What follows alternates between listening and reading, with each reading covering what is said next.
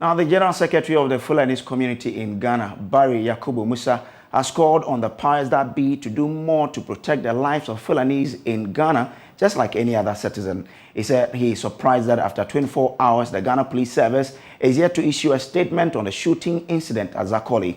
He said this when he engaged with the 3 Fulani communities who were attacked in the Zakoli area. Speaking at Zakoli after engaging the Fulani communities which were attacked by unknown assailants, Mr. Barry recounted several attacks he said were meted to Fulanis in various parts of the country. Far back in 2011 in Karaga, Egushebu, about 13 lives were lost of Fulanis.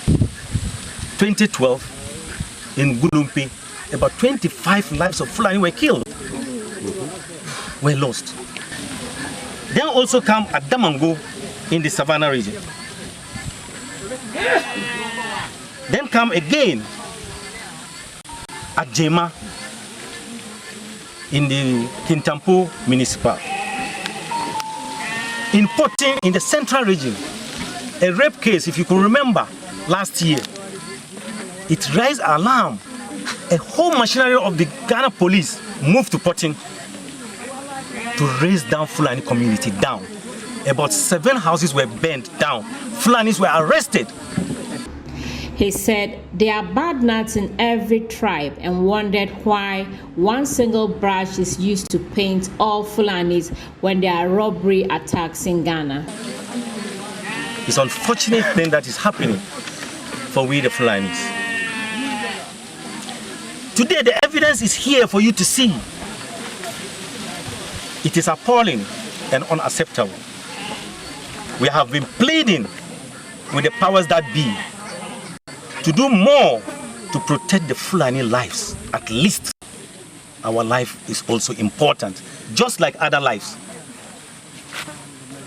We wonder why, till now, the Ghana Police Service have not made a statement, giving up a statement on this serious security issue.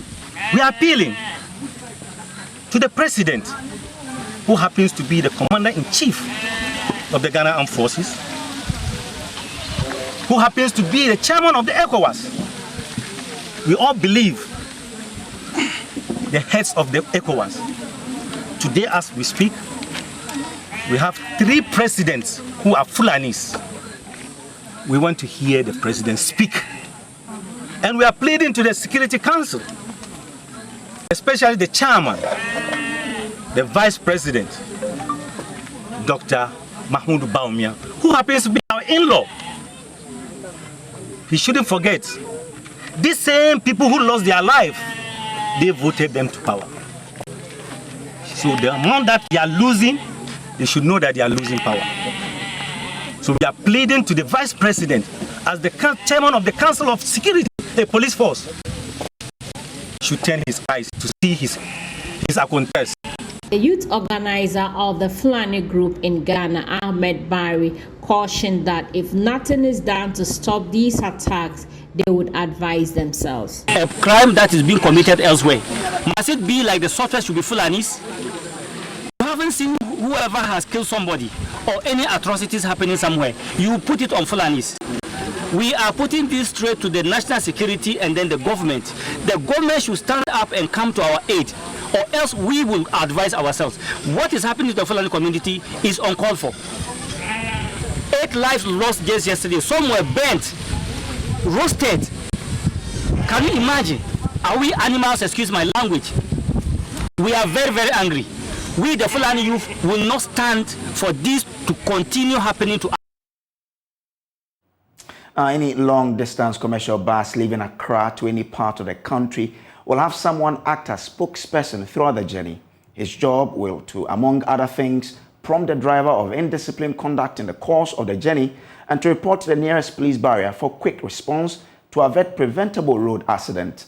Launching the initiative at the VIP bus terminal, Director General of Police Public Relations, DCOP Kwesi Fori, said the service will ensure an incident-free Easter.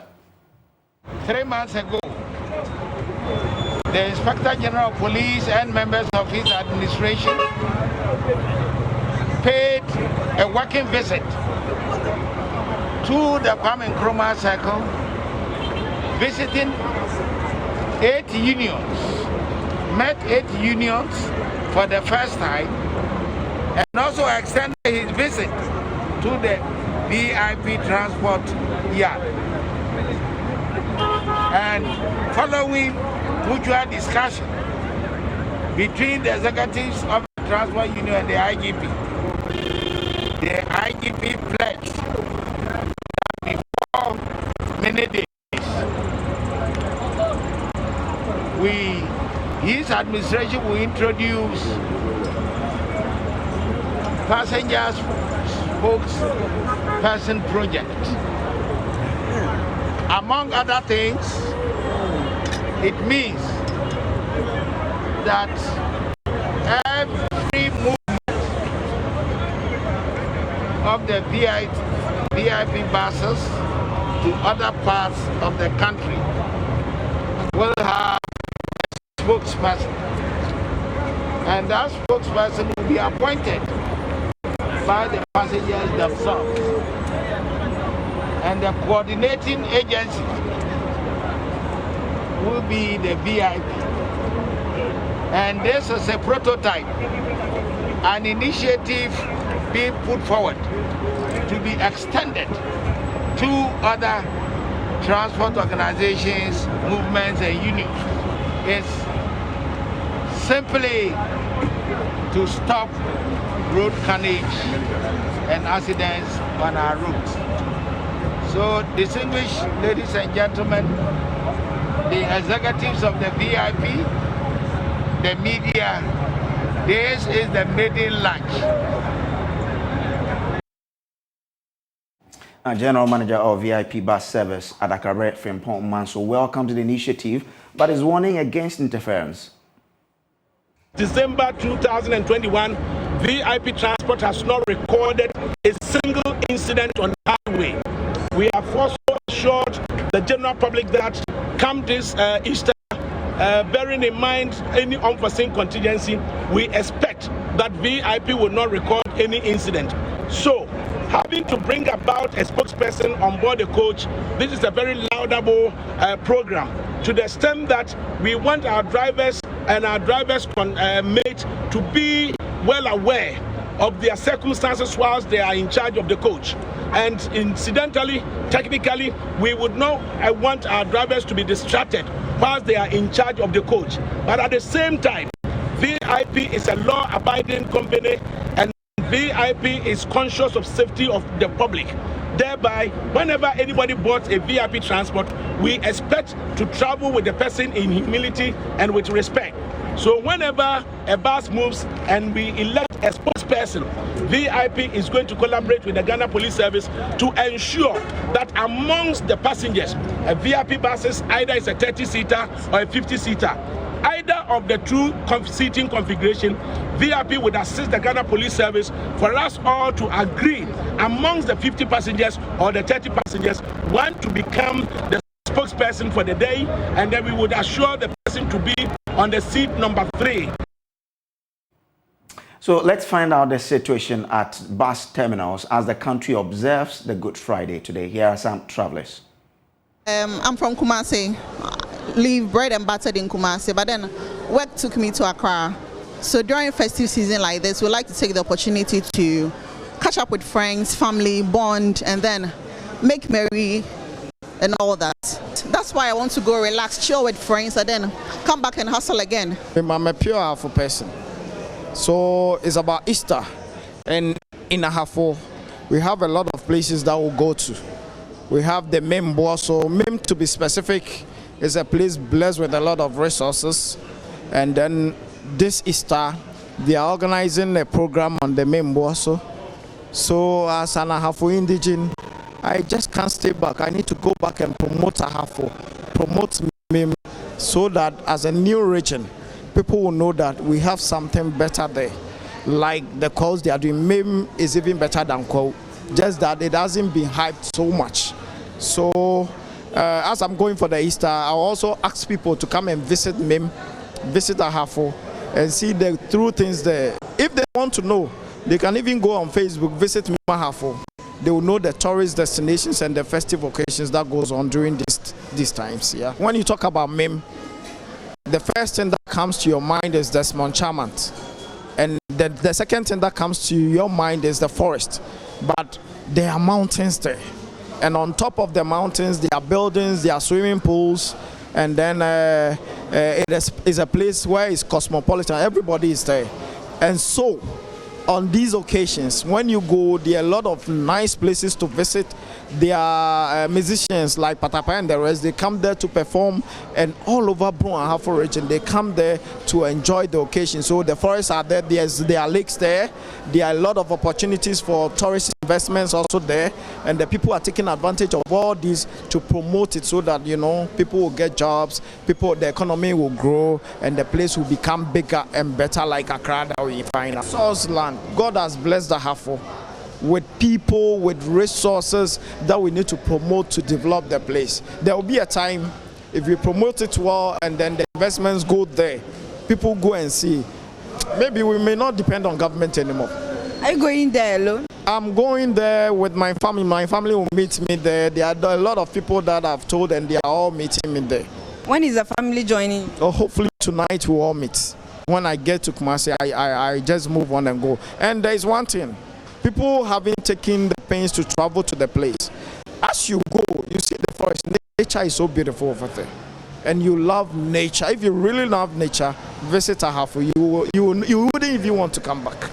I must say this Easter is probably not like the usual Easter because it's the only Easter where I still have to work. So last year, because we were at home, probably you could take some rest and, you know, visit private places because the lockdown was for public places. But this time, I don't know, for me in particular, it caught me on, let me say, unprepared for Easter because I had a whole lot of things to do within this period. So even when I go home, I know I have a lot of things to do at work. We just have a lot of programs that we need to plan after Easter. And so this Easter is still going to be like work for me, right? I'm here to see my mother off. She was going to Asankare for Easter holiday. So I just came and see her off so that you can have a successful journey. Listen, I'm going to Kumasi. You know, it's Easter festive and I'm going to visit my parents and have fun, that is all. Are you going there alone? Yes, please, I'm going there alone. This fun must be fun, of course. Very fun, yeah. This morning, the police service has been deploying personnel onto the highways to enforce the initiative. DCOP Francis Abuajinyako is the Director General in charge of MTTD. Just take the number of the vehicle. Is that right? Yes, sir. So we will not waste much time because the dignitaries are setting off from Accra to come. Okay. So we are not taking any more time. We are going to move into your respective vehicles and make sure according to the way we are to operate. We started operating from last night. We are going to continue this afternoon. Then in the evening, your other colleagues will take over from you. And so make sure, as the Commissioner said, you'll be professional in the conduct of your duties. Okay? Yes, sir. Okay. We applaud you. Yesterday it was perfect. Now, the Ghana National Fire Service has begun Operation Prevent Fire, Save Lives and Properties campaign. The exercise is to avert the incidents of fire outbreaks during the Easter festivity. The safety campaign was launched early this week. Public Relations Officer of the Fire Service, Assistant Chief Fire Officer 1, Timothy Osafo Efum, tells us more on the modalities of the campaign. He spoke on News Desk with my colleague Benjamin Akapo. We launched this safety campaign earlier this week, and it's aimed at reducing fires that can be controlled. From our investigations of fires that occur in this country, many of them, about 65% of them, are preventable. So these are the fires that we intend to prevent them from occurring. And what we have put in place are the following. One is that all commanders are to stay at post within this period of the festivities to personally supervise the rollout of this safety campaign. And so for the first time in the country, all regional, municipal, metropolitan, and district commanders are to stay at post. None of them is to move anywhere to ensure that this campaign works effectively.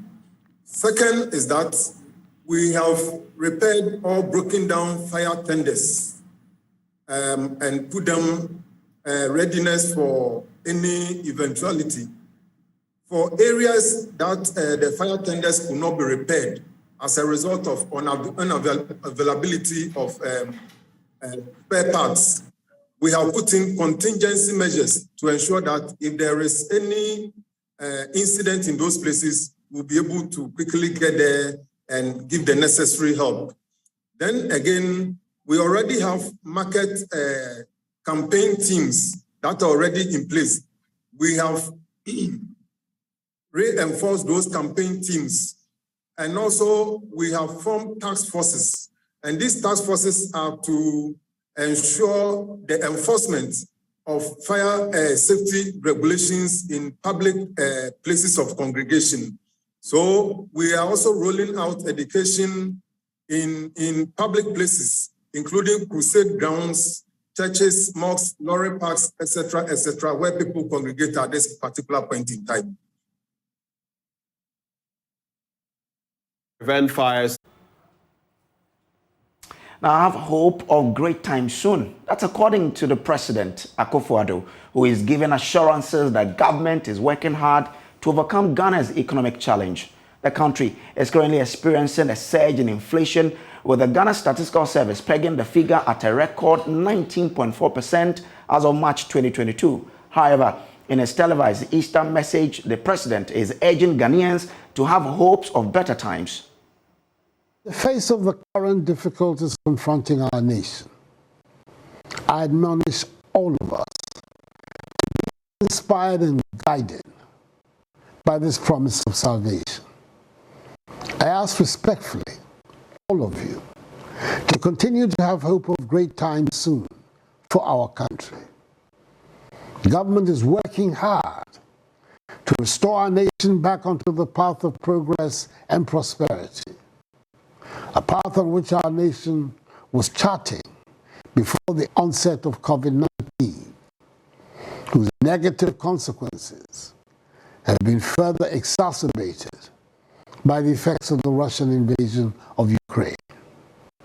All these difficulties notwithstanding, I'm confident that with creativity, enterprise, hard work, perseverance, and unity, we, the Ghanaian people, shall overcome, for our future is bright. Meanwhile, as Ghanaians observe the Easter festivities, the President is reminding Ghanaians of the need to adhere to the COVID-19 protocols. This Easter will be the first in 3 years that we're going to have the opportunity to celebrate fully, following the lifting of virtually all the restrictions government imposed to help win the fight against COVID-19. Our infection rate is low, with only 32 active cases recorded as of Monday, 11th April. There are no critical or severe cases, and our treatment centers are empty.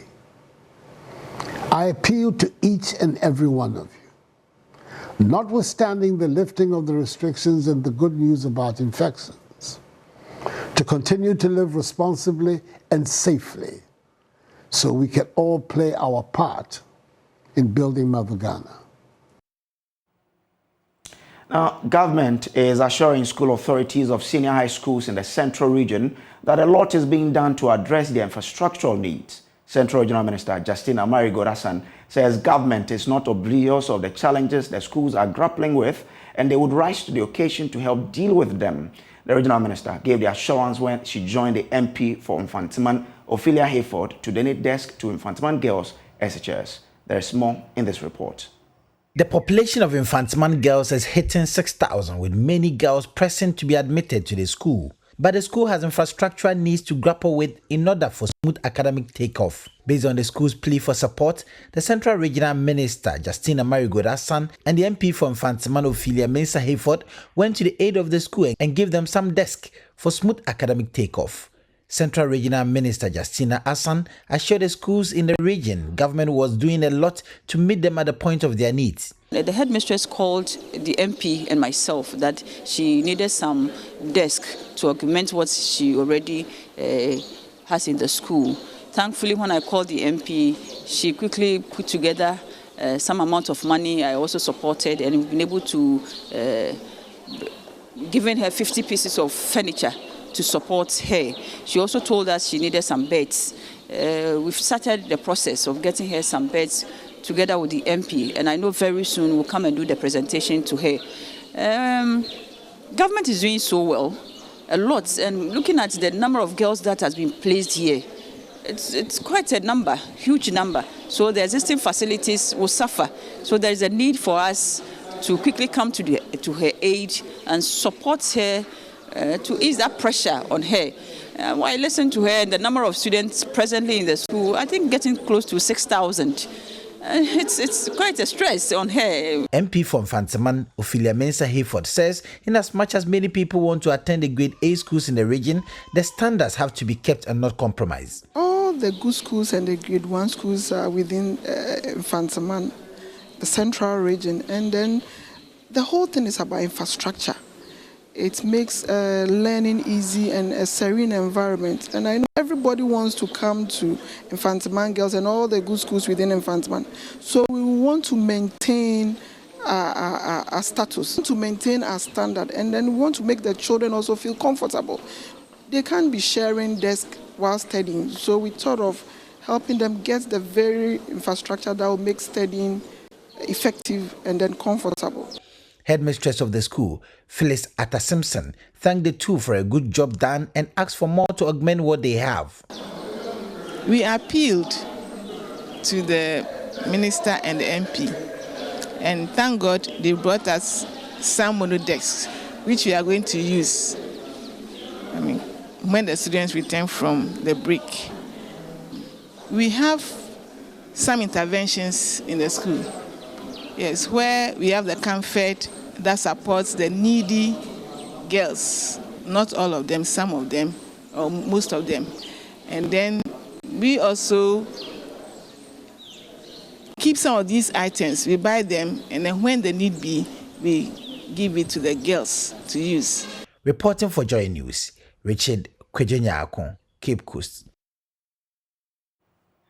Now, as the government plans to pursue digital initiatives for economic transformation and social integration, education experts are calling for support to enhance IT training and learning in schools. The experts believe such support will help students develop their abilities, create opportunities, and allow them to compete favorably with their counterparts in advanced countries. Speaking on the back of the 35th anniversary for Sunny International School, Administrative Director for the institution, Jennifer Kumsen, says parents and guardians ought to invest and also monitor their water engagement on the internet to achieve the intended purpose. There is more in this report. Bye. Our students of Sunny International School celebrate 35 years of impactful education. It was a moment of cultural and talent display. The ceremony themed repositioning basic education for a holistic learning experience through digitalization, aimed to rally stakeholders to support investments in IT training for schools. The theme, according to the institution, is in line with government's plans to use technology to transform the governance of numerous areas of the economy. Jennifer Kumsen is the institution's administrative director. Where we are heading to as the human race is a digitalized world. So for our children over here, we are driving home the message also to our parents to let them understand that we have reached the age where we are having homeworks online, we are submitting assignments online. So we need to prepare our children for the future. So our children will be properly equipped. Should they move outside the country or go to any first world country or any country of that sort, they will be able to rub shoulders with other kids. Madam Kumsin also urged parents to keep an eye on their children's online activities, claiming children are readily exposed to inappropriate content. Parents also need to keep tabs on what their children are doing so that they wouldn't be exposed. There's so much content out there that is not necessarily serving us. Other than that, they fall prey to all sorts of schemes online, these Ponzi schemes. Anybody can reach out to our kids, pedophiles, anybody at all. So we need to guard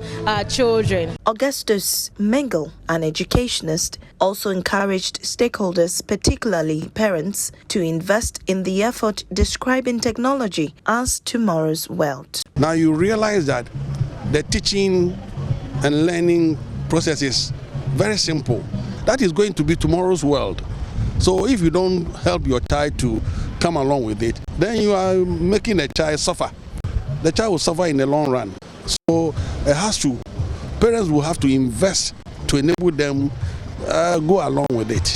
Some students tell Joy News why they want the digitization agenda to be embraced. I used to search for works. Sometimes they give us works to go and search for, so we use this for homeworks. With the internet, it helps us a lot, especially with our assignments and project work. We do a lot of research through the internet. I use it to search for homeworks and then videos that is concerning science and ICT, sometimes maths too. Efwa Aprekua Boafo's report read to you. Christians all over the world are today observing the crucifixion of Jesus Christ. Easter in South Africa, just like in many other countries, is a period of commemorating his death and resurrection. At the St. Johannes Lutheran Church in Johannesburg, members wore black and sang dirge to mark the day. Chairperson of the Women Ministry MLC Lutheran Church, Atile Lekatha, wants Christians all over the world to use the occasion to preach peace. Easter in South Africa, it's quite a spiritual and very emotional period where we remember how our Savior has sacrificed for us. It's a very special moment that we usually have. Yes. Okay. All the churches we congregate and we sing, we remember him in a very good spirit. Okay. So on this day that we're observing the Good Friday, the day Christ died for us, what will be your advice to the people in the world? I beg you? What will be your advice to all Christians on a day like Good Friday? What message do you have for Christians? Yes. Yeah, what message do you have for Christians all over the world? What message of a Christian is to be at peace, okay, to reflect all the journey that our Lord and Savior went through, and to make sure that we have peace and love one another, as the Lord said, love. If you love me, you must love your neighbor. True. That's the message that we have. Okay. Then some members of the church have been singing after the church service.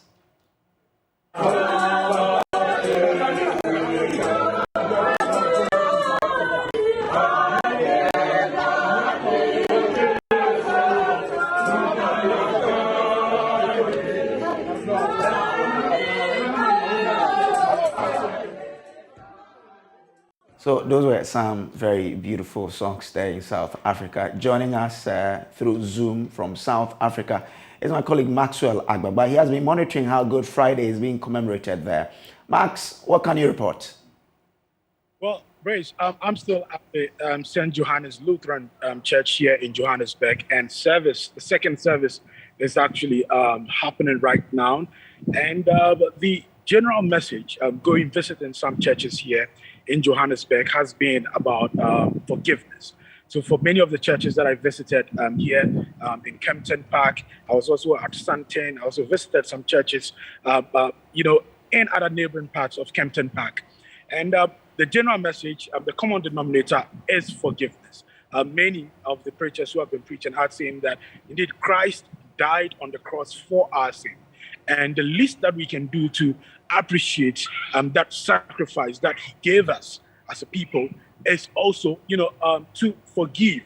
Many of them have also been saying that Easter is also an opportunity to show love to the vulnerable in society. So they've been admonishing, the various preachers have been admonishing the congregation to show love, especially to some of the people here in South Africa who've been affected by recent floods. Just before we arrived here in South Africa, some days before we arrived, there was heavy flooding in the KwaZulu-Natal area where many people died, they lost their properties and all of that.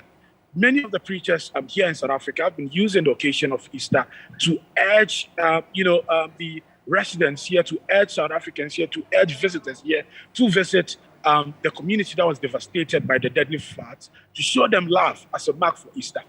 I've also been finding out from people what Easter is like here in Ghana. We know it's like in South Africa. We know in Ghana when we talk about Easter, all roads lead to the eastern region.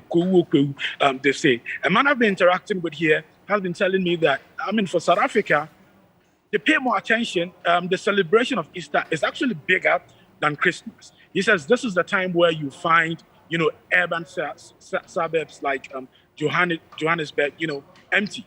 He said when you go to the hinterlands, a lot of people are moving back to their villages, to spend some time with their families, to bond with them, and also use the occasion of, Easter to spend some time with their family and have a good time.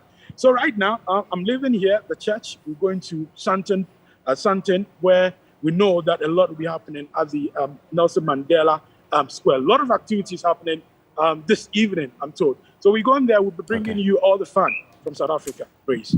All right. I hope you learn one or two of their songs so that when you come and teach us here. Thank you very much, At least I can say Dumela. So when I say Dumela, you say Dumela. All right, okay. Thank you very much. That's Maxwell Agwagwa enjoying himself in South Africa there. Now, donations continue to trickle in towards the Joy FM's Easter Soup Kitchen, which comes off this weekend.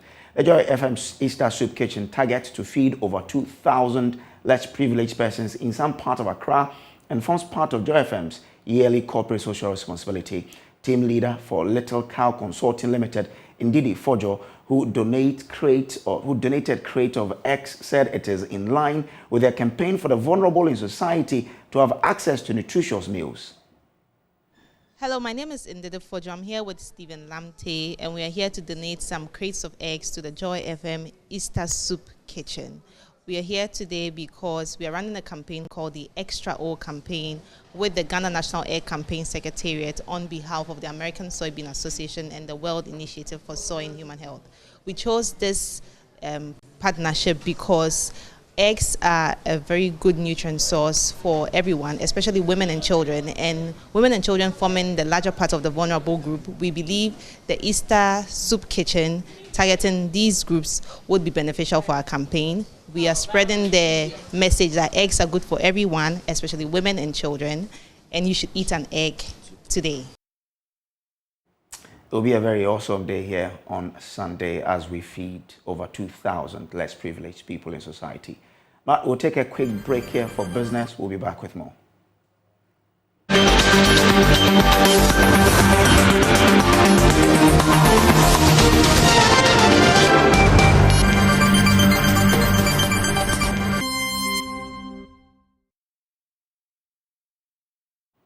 Welcome back from that break. Now, 244 customers have emerged lucky winners in the Ecobank double salary promotion, which was launched in January this year to reward existing and new salaried account holders. The first and second draw saw 86 and 76 customers respectively emerging as winners, with 82 customers being the lucky winners in the final draw held in Tema.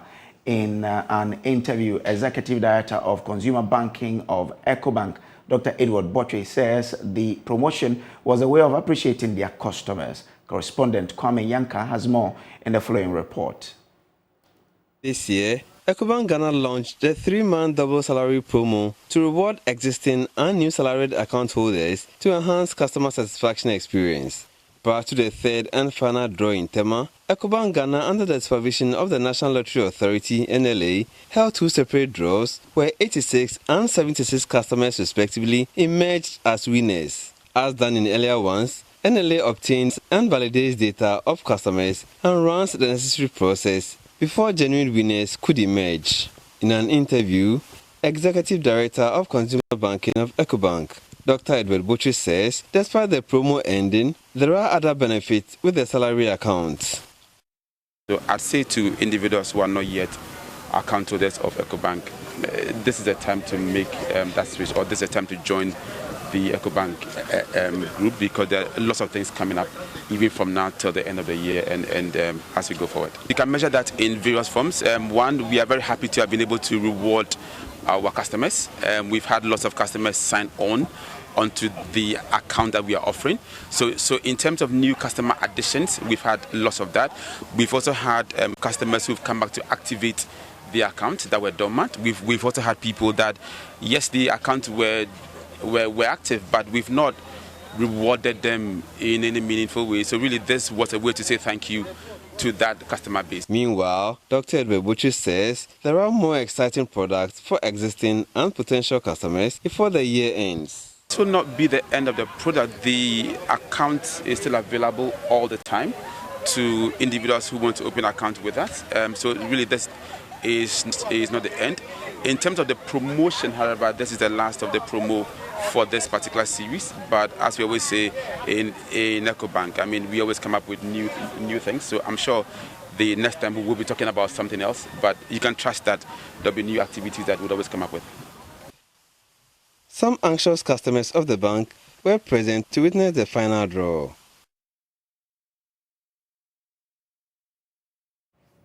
Now, the Chief Executive Officer of the Ghana Tourism Authority, Akwesi Agyeman, has hinted that the paragliding activities manned annually at the Odo Noma Mountains will soon be an all-year-round event. There's more in this report ahead of Paragliding Festival as part of Easter activities.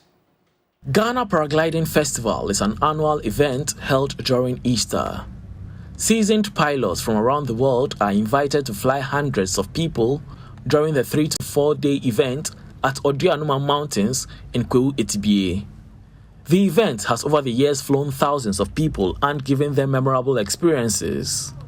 But speaking at the official launch of the 2022 paragliding festivity, the Chief Executive Officer of the Ghana Tourism Authority, Akwesi Agyeman, noted that the activity will be held all year round to promote the sector. I believe that from today through to Monday, all the security and necessary health protocols will be duly observed. We know the benefits that this festival brings to the region and also to the Kwewu area. And so I don't want to belabor the point, but I want to urge all the operators in the value chain, the food vendors, the hoteliers, the entertainment centers, those who are going to organize concerts, let us all put our best foot forward. Our intention is not to make this a yearly ritual. We've engaged with the pilots to see how we can make this an all-year-round activity. And so in the next few weeks, we'll be making further announcements on that. The Deputy Minister of Tourism and Creative Arts, Mark Okreku-Mante, said major activities have been put in place to attract festive revelers. He charged patrons, especially the youth, to take the opportunity to network. The Ministry of Tourism, Arts and Culture has a target of 2.3 billion USD for 2022. Activities like this will play a major role in achieving this target. Every Ghanaian today, I will urge you all to support tourism, because tourism is only a marketing product, but the beneficiaries are all of us.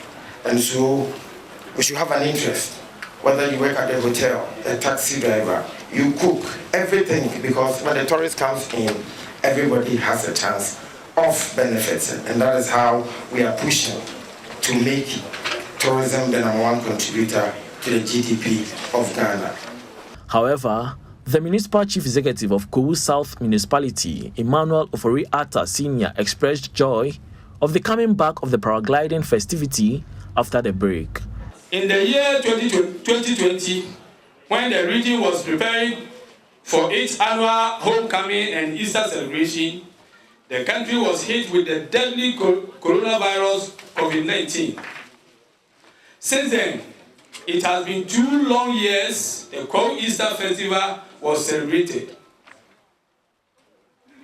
The local economy of the region, especially those of Kowu East, Kowu South, Kowu West assemblies, took a nosedive to the suspension of Easter Festival. Small and medium-scale entrepreneurs had to divert their investments with some going complete out of business. The hospitality industry took the greatest of shock. This festival has over the years gained international recognition and attention, which has been put the region on the world map of tourism. So, Mr. John Yao Agbeko has taken the first flight for the 2022 Paragliding Festival.